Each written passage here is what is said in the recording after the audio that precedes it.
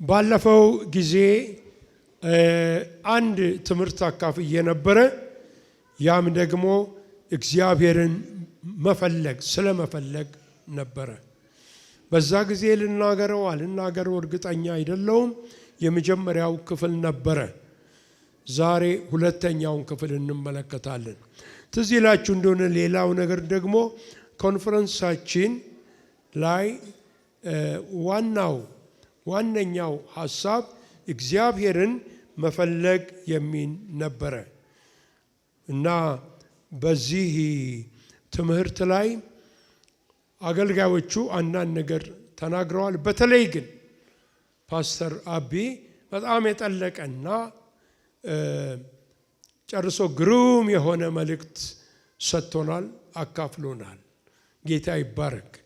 የመጀመሪያውን ትምህርት ባካፈልኩ ጊዜ ያም ደግሞ ነፍሴ የወደደችውን አገኘችው ከሚል ባካፈልኩበት ጊዜ የነበራችሁ ስንቶች ናቸው? የነበራችሁትን እጅ ከፍ አድርጎ እና ብዙዎቻችሁ አልነበራችሁም።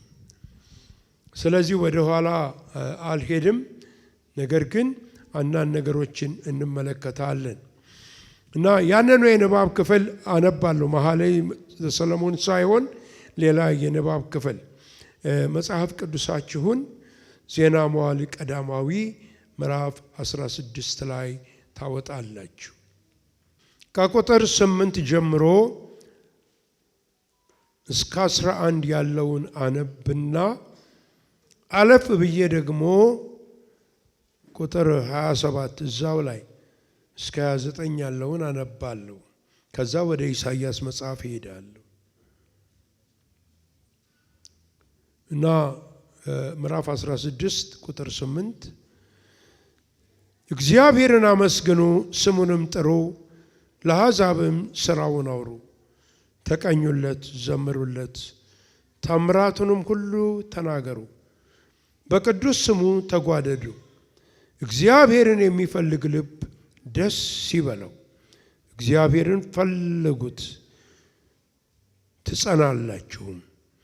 ሁልጊዜ ፊቱን ፈልጉ ይለናል።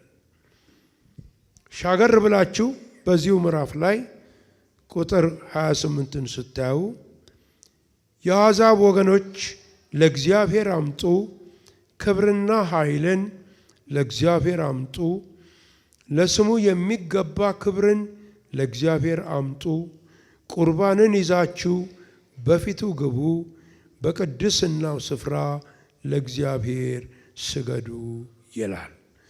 ወደ ኢሳይያስ መጽሐፍ እንሄድና 55ኛው ምዕራፍ ላይ ሄደን ቁጥር 6ና 7ን ብቻ አንብበን እንጸልያለን።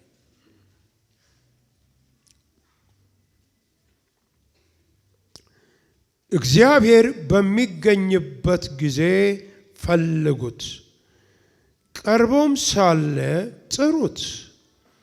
ክፉ ሰው መንገዱን በደለኛም ሐሳቡን ይተው፣ ወደ እግዚአብሔርም ይመለስ፣ እርሱም ይምረዋል። ይቅርታው ብዙ ነውና ወደ አምላካችን ይመለስ። እግዚአብሔር በሚገኝበት ጊዜ ፈልጉት፣ ቀርቦም ሳለ ጥሩት። ሃሌሉያ! ጌታ ይባረክ። ጸልያለን።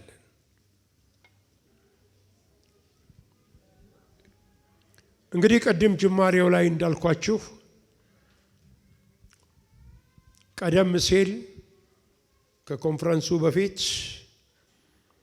ልቤ የሚናፍቀውን ነፍሴ የምትፈልገውን እርሱ አገኘሁት በሚል እግዚአብሔርን ስለመፈለግ ተነጋገርን ነበረ። ዛሬ በሁለተኛው ክፍል በምንመለከትበት ጊዜ እግዚአብሔርን ስለመፈለግ አንድ እንድናውቅ የሚያስፈልገን ነገር እግዚአብሔርን የመፈለግ ነገር የማያቋርጥ ነው። ፈልገን አውቀነው አገኝተነው በቅቶናል የምንለው አይደለም። የምንናፍቀውን ሰው ብዙ ዘመን እንድናየው የናፈቅነውን ሰው ስናገኘው የሚገርማችሁ ነገር ከጥቂት ጊዜ በኋላ ያ ብዙ ዘመን በውስጣችን የነበረው ናፍቆት ይሟላል። ከዛ በኋላ ይረሳል። እግዚአብሔርን ግን እግዚአብሔር ነውና የመፈለግ ሂደቱ የማያቋርጥ ነው። ሁል ጊዜ የማያቋርጥ ነው። እኛ ብቻ አይደለንም ወገኖች ሆይ፣ በፊቱ ጠዋትና ማታ የሚሰግዱለትና ቅዱስ ቅዱስ ያለህና የነበርህ ወደፊትም የምትኖር ጌታ እግዚአብሔር አምላካችን ሆይ የሚሉት ቅዱሳን መላእክት አሁንም ገና ብዙ ሊያውቁት ይፈልጋሉ። ብዙም ደግሞ እያወቁት ነው። አያልቅም። እነሱ በፊቱ እያሉ ገና እያወቁት ነው። አይደለም እግዚአብሔርን ማወቅ ወገኖቼ፣ አውቆ መጨረስ ቀርቶ እሱ የፈጠራቸውን ከዋክብት የሚባሉትን ዓለማትን ገና የሰው ልጅ እየመረመረ ነው። ገና ያልደረስንባቸው ብዙ ከዋክብቶች አሉ። ብዙ የከዋክብት ክምችት አለ። በሚሊየን ቢሊየን የሚቆጠሩ ናቸው እያሉ እየነገሩን ነው። መጽሐፍ ቅዱስ ግን እግዚአብሔር በስማቸው ያውቃቸዋል ይላል። አቤት አቤት አቤት የአምላካችን ትልቅነት! እስቲ ለዚህ ታላቅ አምላካችን በእጆቻችን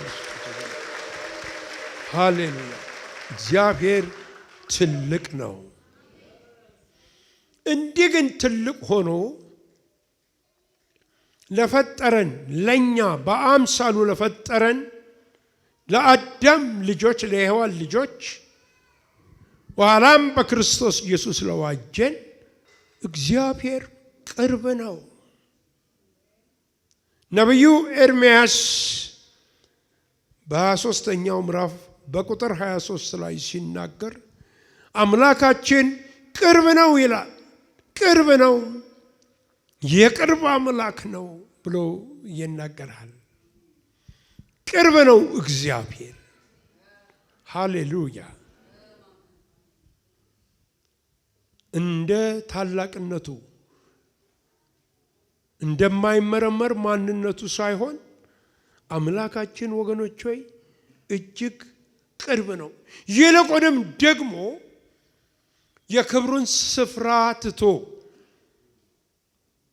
በድንግል ማርያም ማኅፀን ውስጥ አድሮ ሥጋ ለብሶ ወደዚህ ምድር መምጣቱ አማኑኤል እግዚአብሔር ከኛ ጋራ ነው ሃሌሉያ ስንል ሞትን ቀምሶ ወደ መቃብር ገብቶ ትንሣኤን አግኝቶ አርጎ ወደ አባቱ ሲገባ እኛም ደግሞ አብረነው እንድንገባ የዕብራውያን ጸሐፊ በምዕራፍ 10 ቁጥር 19 እና 20 ላይ እንደሚናገረው በመረቀልን መንገድ ይላል። እሱ በከፈተልን መንገድ እኛ ደግሞ አብረን መግባት ቻልን ይላል። ምን ከዚህ በላይ ትልቅ ተአምር አለ? የእውር መብራት፣ የሽባ መተርተር ታምራት ነው። የታምራት ሁሉ ታምራት ደግሞ ወገኖች ሆይ ኃጢአተኛው ወንበዴው ነፍስ ገዳዩን ጌታ ሆይ በመንግስት አስበኝ ሲለው እውነት እውነት እልሃለሁ ከአሁን ጀምሮ ከኔ ጋር በገነት ትሆናለህ። ምን አይነት ድንቅ ነገር ነው! ወንበዴውን እኔና እናንተ ወንበዴዎች ነበርን፣ ተላላፊዎች ነበርን፣ እዚህ ግቡ ማንባል ኃጢአተኞች ነበርን።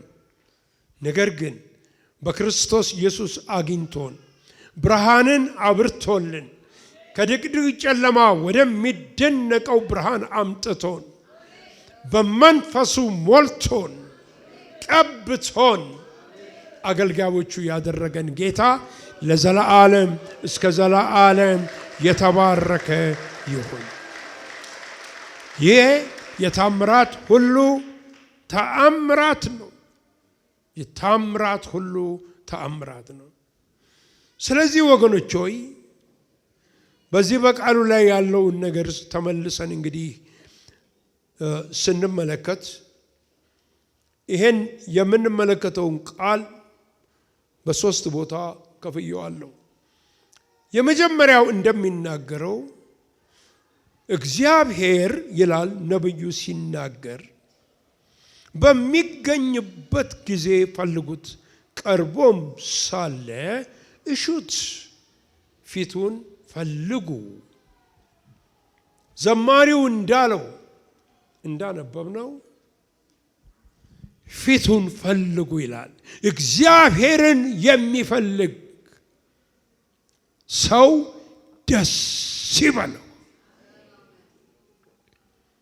ሰው እኮ ብዙ ነገር ይፈልጋል። እድሜ ዘመኑን ስልጣን በመፈለግ የሚኖር ሰው አለ። እድሜ ዘመኑን አንድ ነገር በመፈለግ ምድራዊ ነገር ለዛ ተሰጥቶ የሚኖር አለ። እኔና እናንተ ግን እውነት ጌታን የምንወድ ከሆነ የተሰጠነው ፊቱን ለመፈለግ ነው። ፊቱን ለመፈለግ ነው። ሃሌሉያ። አንድ ስለ ትውልድ የሚናገር ደስ የሚለኝ ጥቅስ አለ።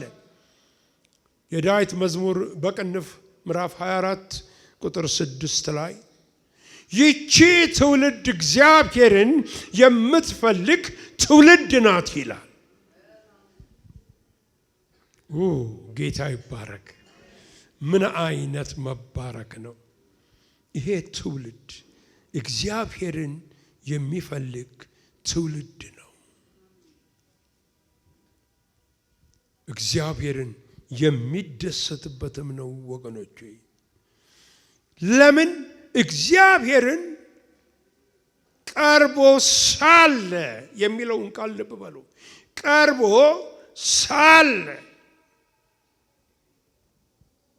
ቀረብ ብሎ ሳለ ያን ጊዜ ፈልጉት። በቀደም ፓስተርም ይናገር ነበረ።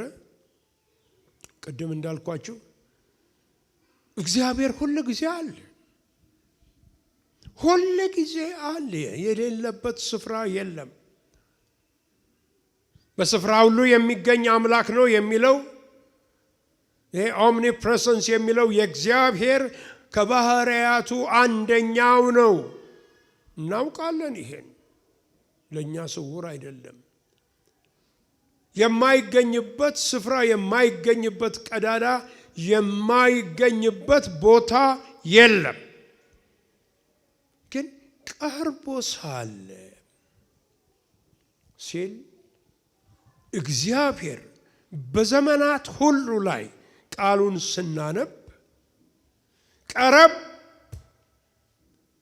ብሎ ለሕዝቡ ራሱን የሚገልጽበት ጊዜ አለ። በሁለተኛ ዜና መዋዕል ላይ ምዕራፍ 7 ላይ ለሰሎሞን ቤተ መቅደሱን ከሰራ በኋላ ቃል ኪዳን ገባለት። የገባለት ቃል ኪዳን ሁል ጊዜ ዓይኖቼ በዚህ መቅደስ ላይ ነው፣ ሁል ጊዜ በዚህ ስፍራ የሚጸለየውን ጸሎት ለመስማት ጆሮዎቼ የተከፈቱ ናቸው። በዚህ ስፍራ ይሄንን ስፍራ መርጬዋለሁ ይላል። ሃሌሉያ ሃሌሉያ። ስለዚህ በስሜ የተጠሩት ሕዝቤ አለው ለሰሎሞን ሰውነታቸውን አዋርደው ፊቴን ቢፈልጉ ከሰማይ ሆኜ እሰማለሁ። ምድራቸውንም እፈውሳለሁ። ይሄ ስፍራ በዚህ ቦታ የሚደረገውን ጸሎት ለመስማት ይሄን ስፍራ በተለይ ለተለየ አርጌ ወስደዋለሁ። እግዚአብሔር በሚገኝበት ቦታ መገኘት ድንቅ ነው። ሃሌሉያ።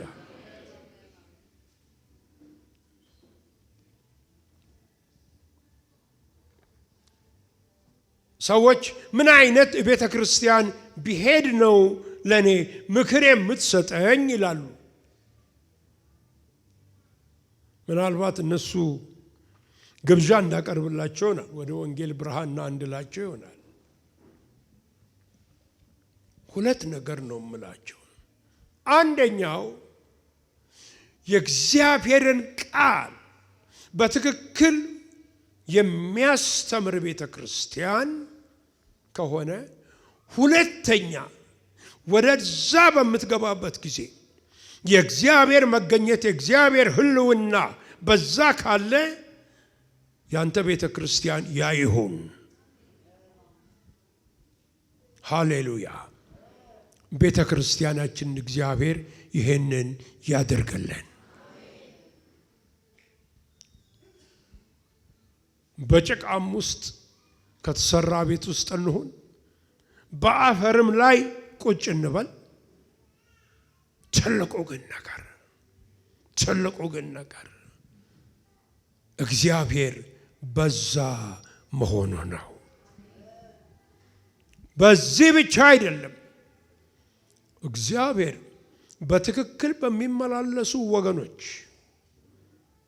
እንደ ቃሉ በሚገቡና በሚወጡ ቤተሰቦች ዘንድ በቤታቸው የእግዚአብሔር ሕልውና አለ።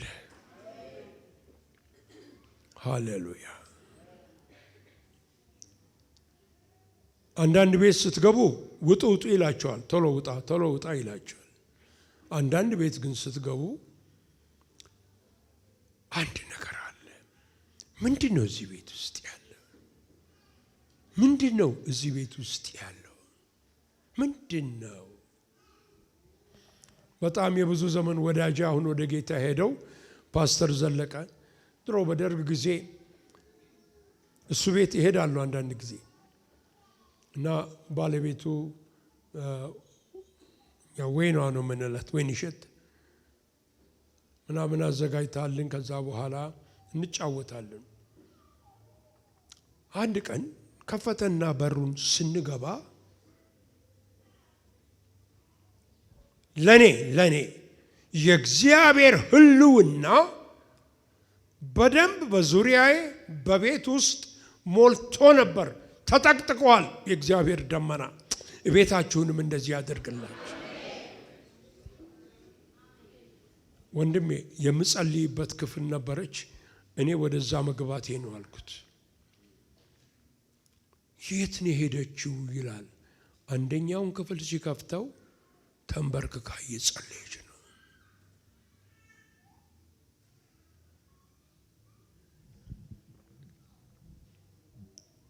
ቤታችሁ የእግዚአብሔር ማደሪያ ይሁን። የእግዚአብሔር መንፈስ የሚገባበትና የሚወጣበት ስፍራ ይሁን።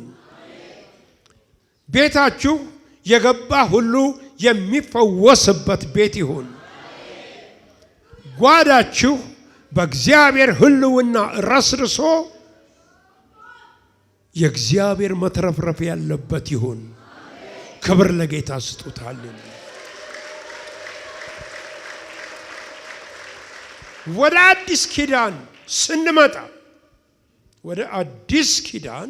ስንመጣ ጌታ ኢየሱስ ክርስቶስ የእግዚአብሔር ልጅ አንድ ነገር ተናገረ ስለመሰብሰብ። ማቴዎስ 18:20 አንድም ሁለትም ሆናችሁ በስሜ በምትሰበሰቡበት ስፍራ በዛ እገኛለሁ። በየስፍራው ቤትም ስፍራ አለው፣ ግን ልዩ በሆነ መንገድ ያኔ በመካከላችሁ ከችላለሁ ይገኛለሁ። በጌታ ስም። ለዚህ ነው መጠንቀቅ ያለብን። ቤተ ክርስቲያን የሰውን ስም ተሸክማ እንዳትሄድ። የከሌ ቤተ ክርስቲያን የነከሌ ቤት እንደሚባለው አይደለም። በስሜ ስትሰበሰቡ ወዲያው እዛ እገኛለሁ። ምን አይነት ስም ነው? ሰማይና ምድር ያከበረው ስም፣ በሰማያት ያሉ ሰራዊቶች የሚሰግዱለት፣ በምድር ያሉ ቅዱሳን የሚንበረከኩለት፣ በሲኦል ያሉ አጋንንቶች የሚንቀጠቀጡበት፣ ነገስታትን የሚያንበረክክ ስም። ሃሌሉያ!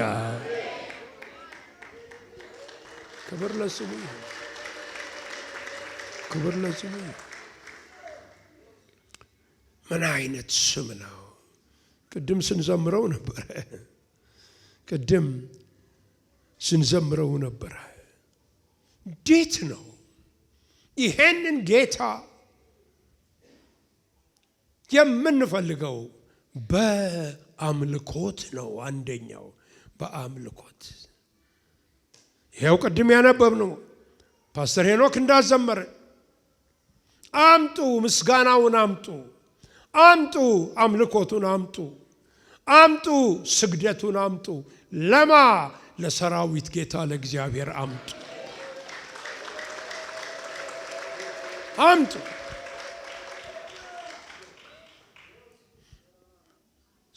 አምልኮት ማለት ጌታን ማንገስ ማለት ነው። ንጉስነቱን በህይወታችን ማጽናት ማለት ነው። በቤተ ክርስቲያን ንጉስነቱን ማጽናት ማለት ነው። በሀገር ላይ ንጉስነቱን ማጽናት ነው። ሀገር የሰው አይደለችም፣ የነገስታት አይደለችም፣ የጠቅላይ ሚኒስትሮች አይደለችም፣ የፕሬዝዳንቶች አይደለችም። ሀገር እቺ ምድራችን ኢትዮጵያ የነገስታት ንጉስ የጌቶች ጌታ ሃሌሉያ ጌታ የነገሰባት ምድር ናት። እግዚአብሔር የተመሰገነ ይሁን። በአምልኮት ሁለተኛው ወገኖች ሆይ ቃሉ ነው። በቃሉ ውስጥ ነው የምናገኘው። በአምልኮት ውስጥ እንደምናገኘው በቃሉ ውስጥ እናገኘዋለን። ለእስራኤል ልጆች እግዚአብሔር ሲናገር ይሄንን የእግዚአብሔር ቃል ከየት ነው የምናመጣው? ወደ ሰማይ ሄዶ ማን ነው የሚያወርድልን እንዳትሉ በመካከላችሁ ናት፣ በእጃችሁ ነው። በዛ ውስጥ እኔን ታገኙኛላችሁ፣ በቃሌ ውስጥ ታገኙኛላችሁ። ስለዚህ ነው ጠዋትም እንድንከፍተው የሚያስፈልገው፣ ምሽትም ላይ እንድንከፍተው የሚያስፈልገው፣ ቃሉን እንድንከፍተው የሚያስፈልገው ለዚህ ነው። ሃሌሉያ ወገኖች። ስለዚህ በአምልኮት ውስጥ እናገኘዋለን፣ በጸሎት ውስጥ እናገኘዋለን። ፊቴን እሹት፣ እግዚአብሔርን የሚፈልግ ልብ ደስ ይበለው። ይኸው የጸሎት ጥልቀት ውስጥ በምንገባበት ጊዜ ጸሎት ሸክም አይሆንብንም። እንዴ ወገኖች፣ ያ ካልሆነ እኮ እንጸልይ ሲባል ጤነኛው ሰው ወገቤን ይላል፣ ታማሚ ሆነ። በገባን ግን በጸሎት ውስጥ ጸሎት ማለት ምግብ መመገብ እንደምንወድ ገበታ ሲቀርብልን እንዴት ነው ደስ የሚለን? ልክ እንደዛ ይሆናል ማለት ነው። በጸሎት ውስጥ እናገኘዋለን። ቀና ብለህ ስትጸልይ ሃሌሉያ ያለና የነበረ ወደፊትም የሚኖር ጌታ እግዚአብሔር ያይሃል፣ አንተም ደግሞ ታየዋለህ። ጌታ የተመሰገነ ይሁን። በእነዚህ ነገሮች እናገኘዋለን ወገኖች። ሁለተኛው ንዑስ ሐሳብ ጌታን ስንፈልገው ምን ይሆናል?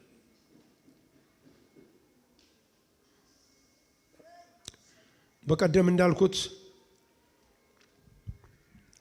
መጽሐፍት ነቢያት ሙሴ የመሰከሩለትን የናዝሬቱ ኢየሱስን አግኝተነዋል። ስናገኘው በሕይወታችን ምን ይሆናል?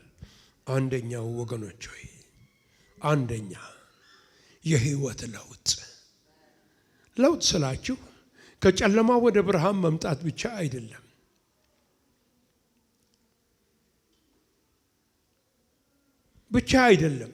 ከአንድ ክብር ወደ ሌላ ክብር ውስጥ መግባት ነው። ሄሎ ከክብር ወደ ክብር እንለወጣለን። ከአንዱ ወደ ሌላው እንሄዳለን። ይሄ ነው በያዕቆብ ሕይወት ውስጥ የሆነው። ያዕቆብን ወንዝን ካሻገረ በኋላ ሚስቱና ልጆችን ሂዱ አለና እሱ ብቻውን ቀረ። የቀረበት ምክንያት ፊቱን ለመፈለግ ነው። ብቻውን ቀረ። ሰራዊቱን አሻገረ፣ ብቻውን ቀረ።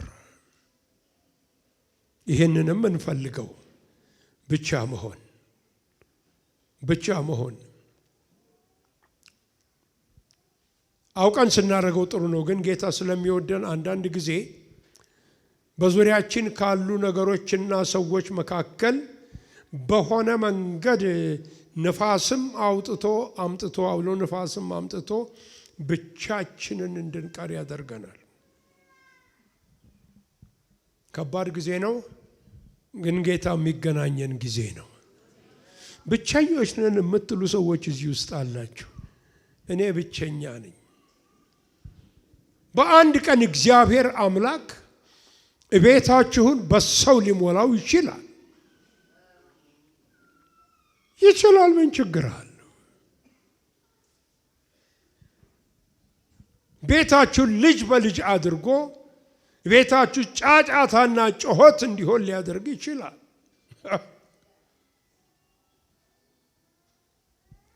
አሁን ተጠቀሙበት።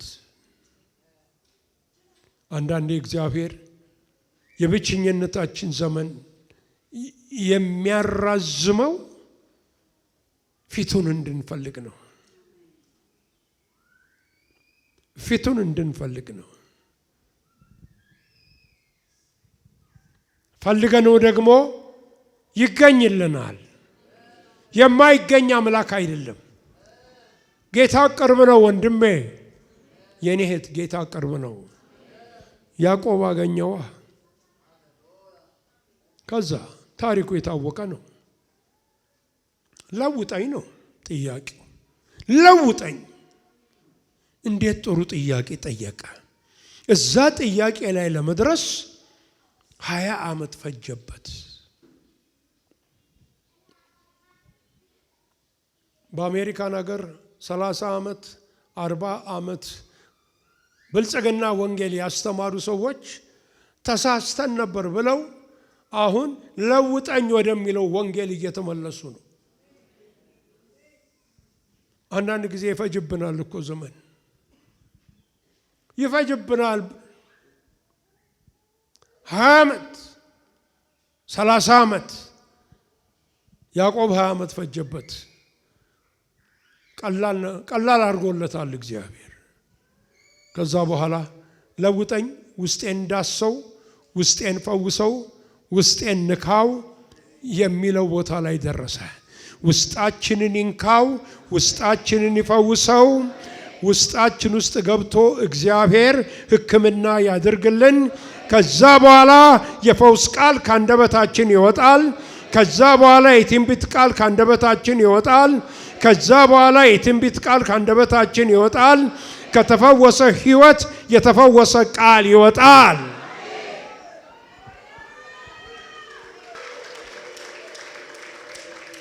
እግዚአብሔር ይህን ያደርጋል። ይህንን ነው የሚያደርገው እግዚአብሔር። ለአንድ ሰው አይደለም የእግዚአብሔር ክብር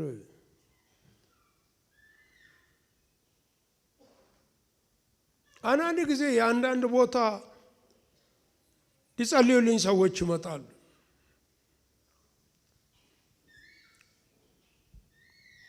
እዚህም ጭምር ማለት አሁን ነው ትንሽ ነቃ አምሮዬ የምሰማው ጸሎት ጌታ ሆይ እግዚአብሔር ክብሩን አሳይሃለሁ ብሎኛል ብሏልና ክብርን አሳየ። እኛን አይመለከተንም፣ እሱ ነው ያለው። ልክ ነኝ። እሱ ነው ያለው። እሱ ክብርን አሳየው። እሱ ነው እሱ አሳየው እንደፈለገ ብሎኛልና። አይ ከዚህ በኋላ ምን ጸልየው አብረን ነው። ኧረ አገልጋዮች አሜን በሉ። አብረን ነው። ምናምን መንገድ ጠራጊ ሊኖር ይችላል፣ ግን አብረን ነው። እግዚአብሔር የተመሰገነ። ይሄ የያዕቆብ ሕይወት ለሁላችንም ነው። ሁለተኛው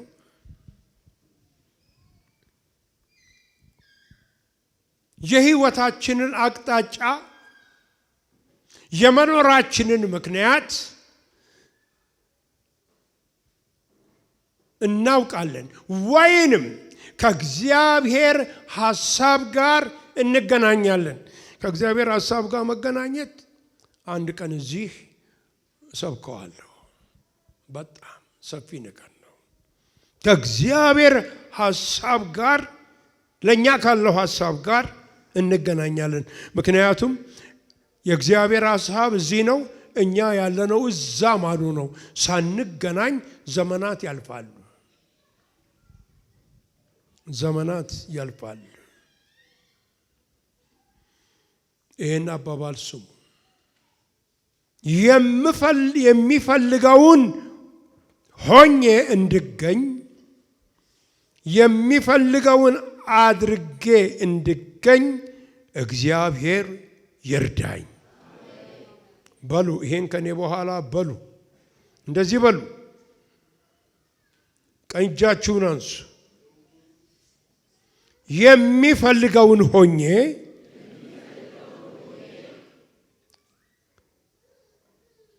የሚፈልገውን አድርጌ እንድገኝ እግዚአብሔር ይርዳኝ። እግዚአብሔር በቀረበ ጊዜ ይሄ ነው የሚሆነው። እናንተና የእግዚአብሔር ሐሳብ ትገናኛላችሁ። አቤት አቤት አቤት! ሌላ ሁሉ በቃ አራምባና ቆቦ መምታት ነው። እዛም መሮጥ፣ እዚህም መሮጥ፣ እዛ መሮጥ፣ እዛ መሮጥ። አንድ ቦታ ላይ እንገናኛለን። አንድ እህቴ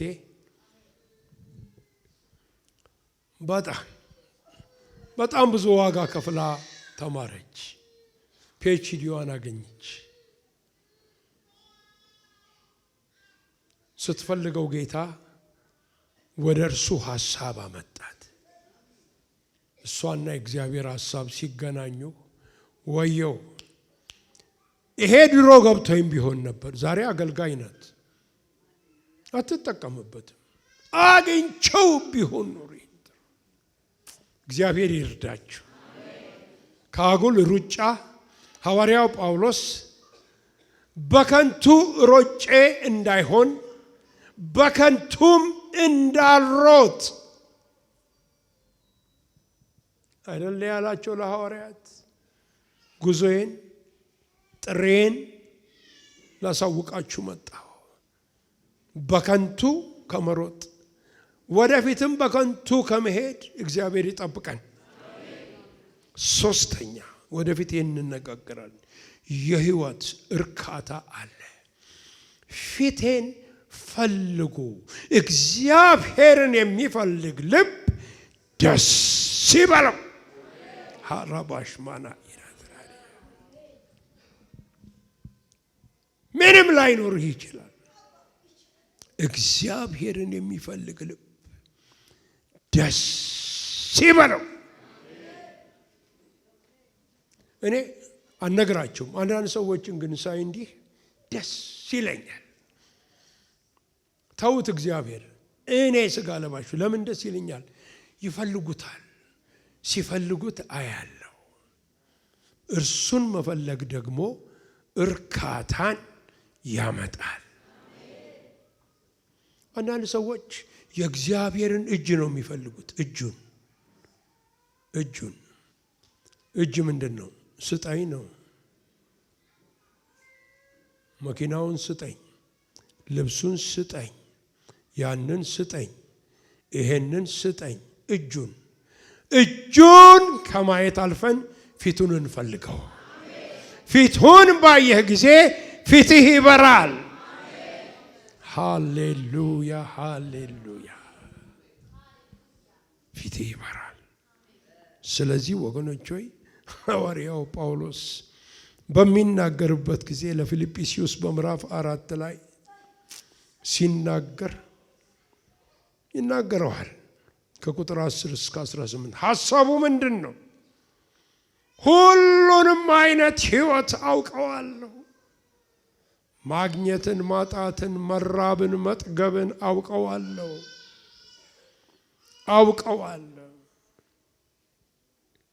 ሁሉንም አውቃቸዋለሁ።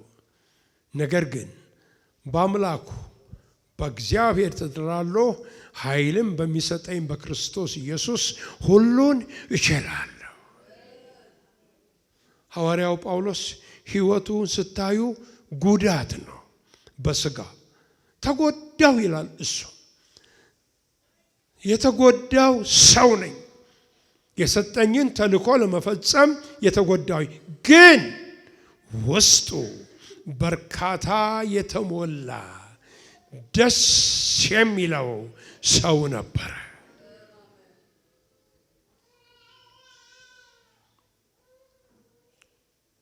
ውስጣችሁን እግዚአብሔር ያርካው።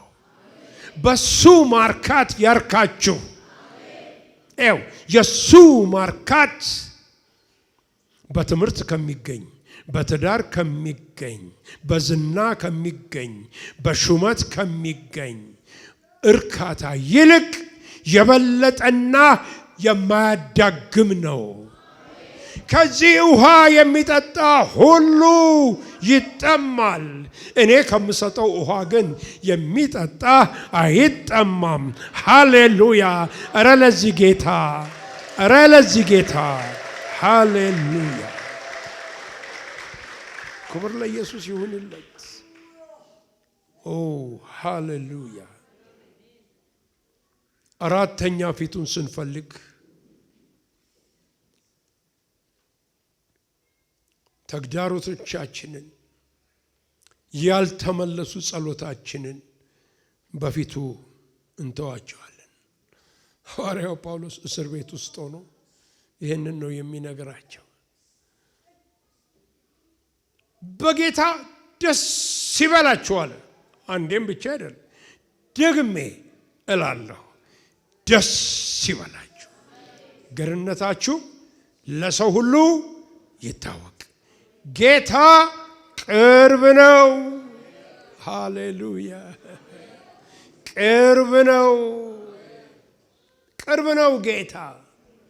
የሚያስጨንቃችሁን ሁሉ በእርሱ ላይ ጣሉት እንጂ በአንዳች አትጨነቁ።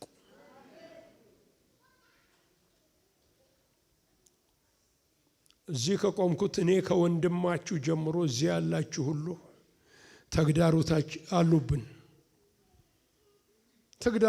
አሉብን። የጤንነት ተግዳሮት ሊሆን ይችላል። የገንዘብ ሊሆን ይችላል። በትዳር ውስጥ ያለ ተግዳሮት ሊሆን ይችላል። የብቸኝነት ተግዳሮት ሊሆን ይችላል። የፋይናንስ ተግዳሮት ሊሆን ይችላል። ከዛም ባለፈ ያልተመለሱ ጸሎቶች አሉን፣ ዘመናትን ያስቆጠሩ። እንጸልያለን። አንዳንዶቻችን ልጄ ነው የምንለው፣ ለልጄ ጉዳይ የምንል ሰዎች አለን።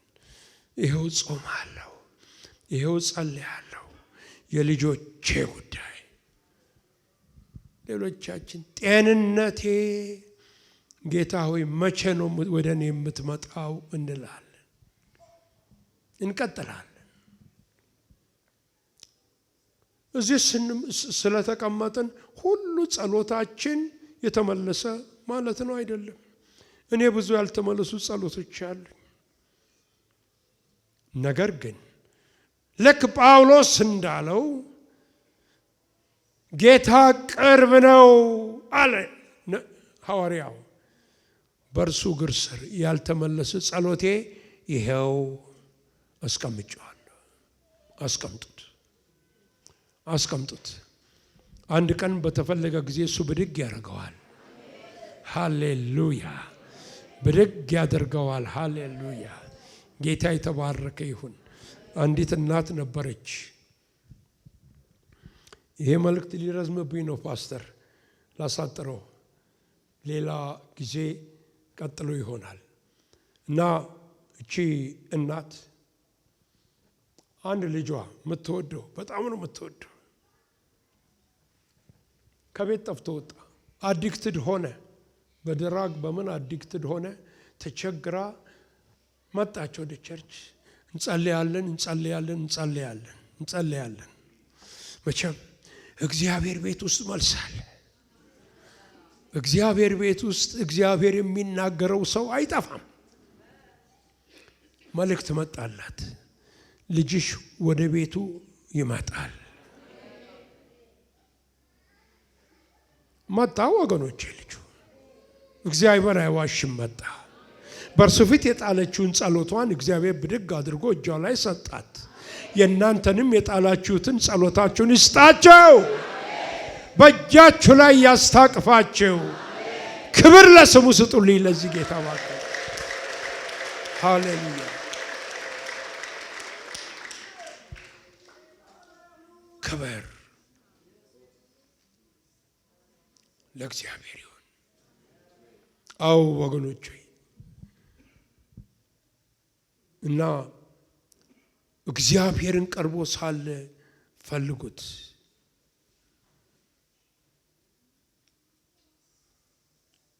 ተስፋ እናገኛለን። ተስፋ ተሞልተን እንሄዳለን።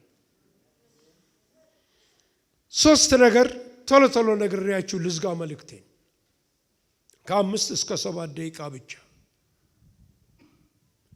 ነገር ግን ወደ እግዚአብሔር መፈለግ እንዳንመጣ ወይንም በምንመጣበት ጊዜ የሚገጥሙን ችግሮች አሉ።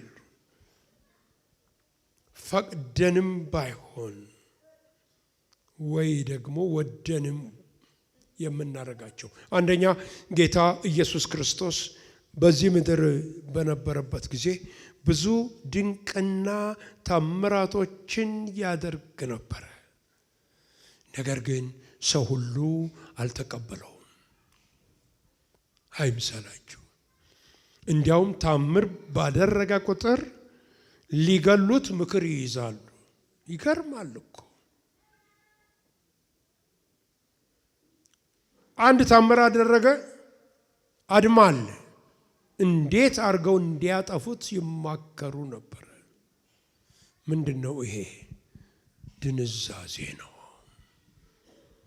እግዚአብሔር ከድንዛዜ ይጠብቀን። ጌታ ቅርብ ነው ወገኖች ሆይ።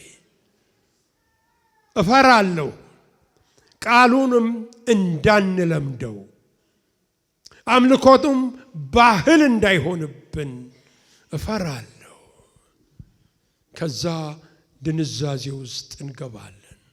እግዚአብሔር ይናገራል፣ ነገር ግን ደንዝዘናል። እኔ ትልልቅ ታምራት ሲደረግ በስፍራ የነበሩ ሰዎች አይቻሉ። አንዳንድ ሰዎች የደነዘዙ ሰዎች አይቻሉ።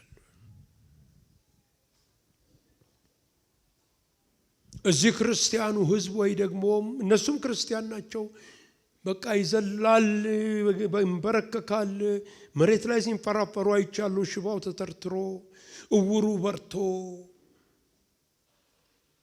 ሌላው ምንም ንቅንቅ አይልም፣ ደንዝዟል። የድንዛዜ መንፈስ በኢየሱስ ስም የተመታ ይሆነ። አዎ ድንዛዜ።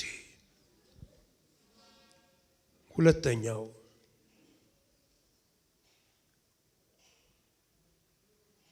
ቀርቦ ሳለ ፈልጉት።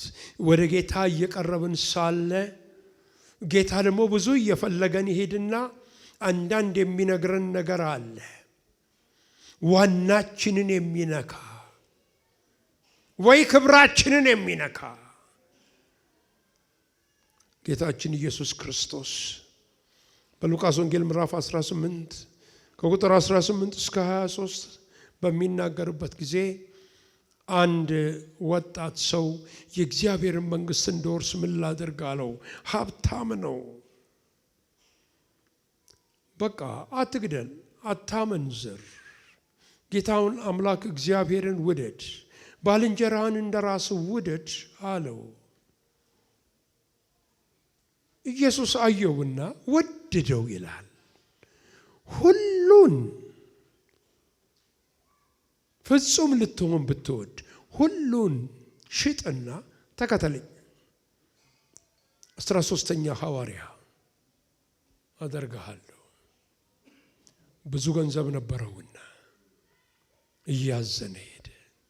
እግዚአብሔር ከዚህ ይጠብቃችሁ፣ ከዚህ ያድናችሁ እህቶች። አንድ ሰው በወንጌላቱ ኢየሱስን አግኝቶ አዝኖ የሄደ ይሄ ሰውዬ ብቻ ነው። እያዘነ ሄደ፣ ያዘነ ሄደ። ስትቀርበው አንዳንድ ሰዎች ለዚህ ነው እግዚአብሔርን መቅረብ አልፈልግም የሚሉ ሰዎች እኔ በቅርብ አውቃለሁ። እንዲያውም በሀገራችን ባህላዊ የሆነ አነጋገር እግዚአብሔር ለወዳጆ አይሆንም፣ ከየት እንዳመጡት አላውቅም የሚል እኮ አነጋገር አለ። ስለዚህ ወገኖቼ እግዚአብሔርን መቅረብ ይፈልጋሉ። እንደዚሁን የማልፈልገውን አድርግ ቢለኝስ?